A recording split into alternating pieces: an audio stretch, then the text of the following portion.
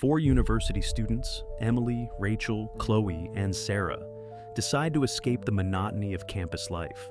Tired of concrete streets and repetitive parties, they crave something truly different.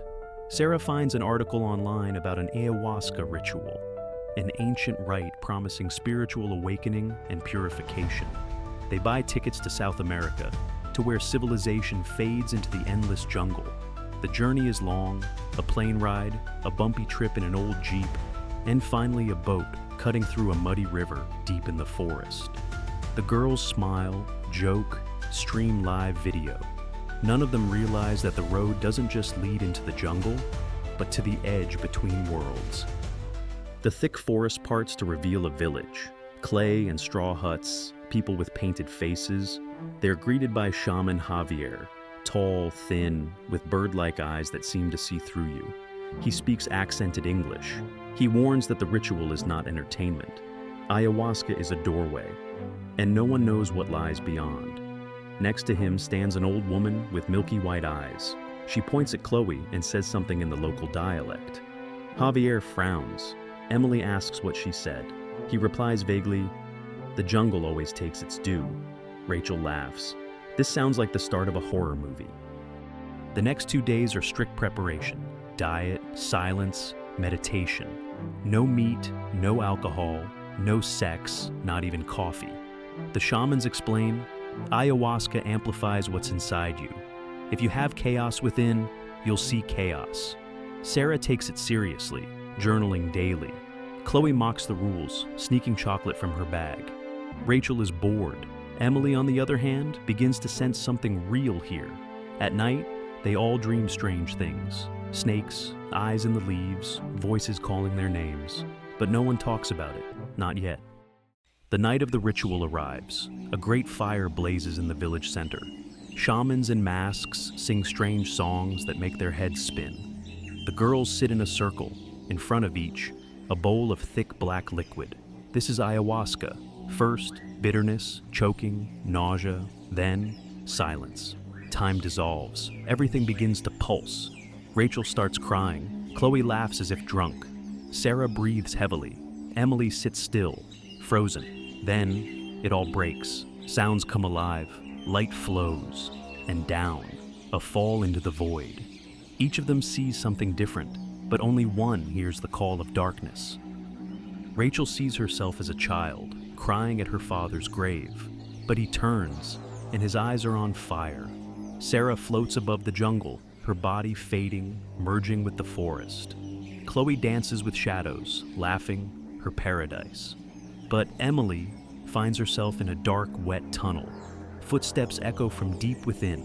A tall figure wrapped in smoke approaches, faceless, yet it speaks, ancient and alien. It whispers her name slowly into her ear.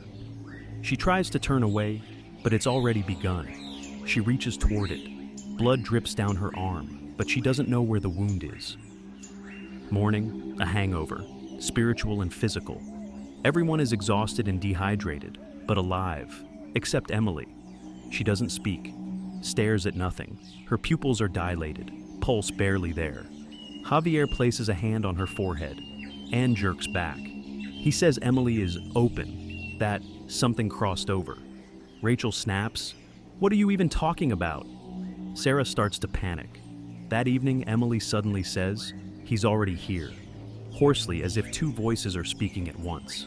Chloe laughs, thinks she's joking. That will be her last mistake. Emily starts speaking in a language no one knows, her movements unnatural, like a puppet. Rachel sees strange marks on her back, burned symbols. Chloe finds a dead bird near the altar, its eyes ripped out. Sarah wakes up at night. Emily is standing over her, smiling and whispering, "You're next." The jungle changes too. Sounds grow louder. Animals avoid the village. One shaman disappears. The old woman with white eyes says, "He came through her. He needs a body." Everyone realizes this is not a man. That night, Chloe goes to the river for water. She doesn't come back. Rachel and Sarah find her phone near a tree. The screen is cracked. The video shows only darkness and strange rustling. In the distance, laughter, twisted, inhuman. Javier says he has started taking, and stopping him gets harder. Sarah demands they call the police, but there's no signal. The Jeep won't start. The village feels cut off from the world. Emily sits in her hut, drawing symbols on the floor, singing a lullaby, in a voice that's both childlike and adult. Javier says they can try to expel the entity, but it will take blood and faith. They begin a cleansing ritual. Emily is tied down. She doesn't resist, just smiles. The shaman begins to chant. The forest animals go silent. Suddenly, Emily screams. The hut shakes. For a moment, it feels like the earth itself trembles. Darkness pours from her mouth like smoke. She whispers names of the dead, names no one mentioned. The ritual is nearly complete, but Emily breaks free. She disappears into the jungle. Late that night, the entity returns. Not alone, with it comes jungle darkness itself. No wind, yet trees bend. Sarah hears her dead grandmother calling from the forest. She almost follows. Rachel stops her. Suddenly, Emily emerges from the dark. Her eyes, black voids. She lunges at Javier. He shouts one word and vanishes in flame.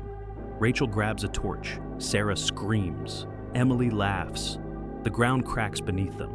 Everything collapses. Morning, deathly silence. Emily is gone. So is Javier. Chloe too. Rachel and Sarah are in shock. The old woman says, "It is fed, for now." She warns, the door is still ajar. The girls sit by the ashes. No words, no tears, only fear. Around them, no sound, not even birds. Something has left, or simply waits. Rachel and Sarah return to the city.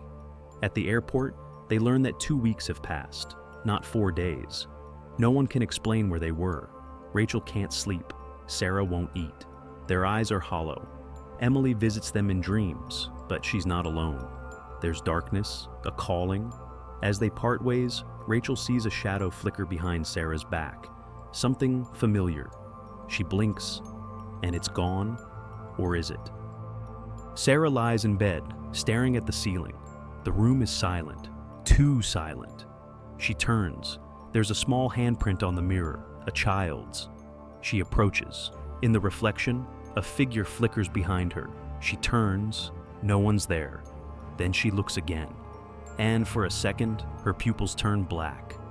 The screen fades to black. One final whisper breaks the silence. Next is you.